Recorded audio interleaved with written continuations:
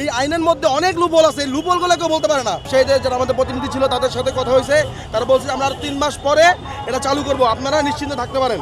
ঠিক আছে, তো হঠাৎ করে আমরা 18 থেকে ডিসেম্বরের 20 তারিখ থেকে আমরা একটা নোটিশ পেলাম বিটিআরসি থেকে, যেখানে ভয়স্তর নিজে বলছে যে আমরা 3 মাস সময় দিলাম আপনাদের। আমরা সচিবালয়ে আমাদের নেতাকর্মীর সাথে যখন মিটিং হয়েছে, হঠাৎ করে সে বিটিআরসি থেকে প্রজ্ঞাপন জারি করলো যে এটা জানুয়ারির 1 তারিখ থেকে চালু হয়ে যাবে। জানুয়ারি 1 তারিখে চালু হয়ে যাবে।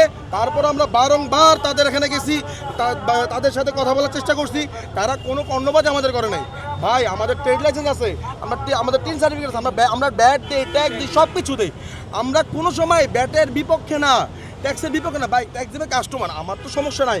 আপনি 45% করেন, 50% করেন, 100% করেন, এটা আপনার বিষয়। আপনার জনগণ যদি মেনে নিতে পারে আপনার জন্য নেন, সমস্যা নাই। কিন্তু এখানে অনেক লুপহোল আছে, এই আইনের মধ্যে অনেক লুপহোল আছে। এই লুপহোলগুলো কেউ বলতে পারে না। এই লুপহোলগুলো হচ্ছে আপনি প্রথমত আপনি বাংলাদেশে সাপোজ ধরেন অপ্পো কোম্পানি বাংলাদেশে অপ্পো যে মাদার কোম্পানি যে প্রোডাক্ট ইম্পোর্ট করে, সেই লোক আমার যদি অপ্পো কোনো ফোন বাইরের ক্যান্টিন থেকে পারচেস করতে হয়, আমাকে মাদার কোম্পানি থেকে ডিল করতে হবে। ভাই আমি একটা সাধারণ ব্যবসায়ী, আমার পুঁজি 20 লাখ 30 লাখ 50 লাখ 1 কোটি টাকা। আমি কিভাবে 1000 2000 5000 পিস প্রোডাক্ট একবারে এক কোম্পানি থেকে নিতে পারবো? আমার পক্ষে কোনোভাবে সম্ভব, কিন্তু কোম্পানির পক্ষে সম্ভব। কিন্তু ওনারা সেটা করতেছে না। ওনারা আরেকটা বলতেছে যে এনওসি নিতে হবে।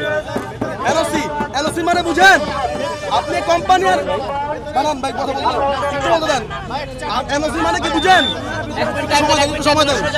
এনওসি মানে বুঝেন যে কোম্পানি বাংলাদেশে প্রোডাক্ট ইম্পোর্ট করে তার থেকে লাইসেন্স নিতে পারমিশন নিতে হবে। যে আপনি আমাকে পারমিশন দেন, আপনার জিনিস আমি আনবো। এর মানে কি বুঝেন? যে এটা ওনাদের পারমিশন না যে আপনার বউর সাথে আমি শুমু। এটা কোনো নিয়ম? এটা কোনো রুলসের মধ্যে পড়ে ভাই?